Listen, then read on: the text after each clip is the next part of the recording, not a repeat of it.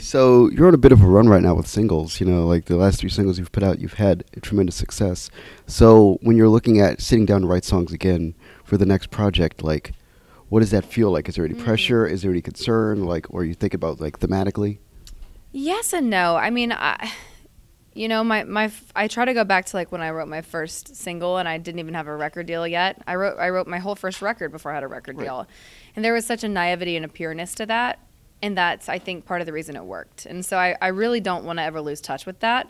That being said, I'm sure there is a part of me that I don't want to admit that is always trying to level up.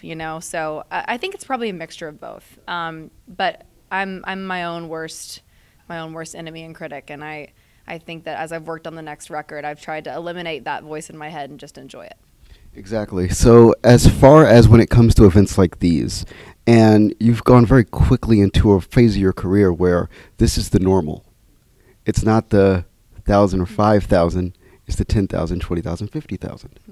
So thoughts about that, and just kind of like when you go from like you wake up one day and you're like, oh God, so like every single run on this tour is an average of 25,000 people. Thoughts about that? Well, I'm certainly not that cool, but I'm glad you think I am. I do. I think the greatest gift that I had was my years of being a super fan, because I was a super fan, whether it was CMA Fest or just tours that came through Knoxville or Nashville when I moved here. I mean, saving up to buy tickets and just any show I could go to, I just was like taking notes, like truly like taking notes.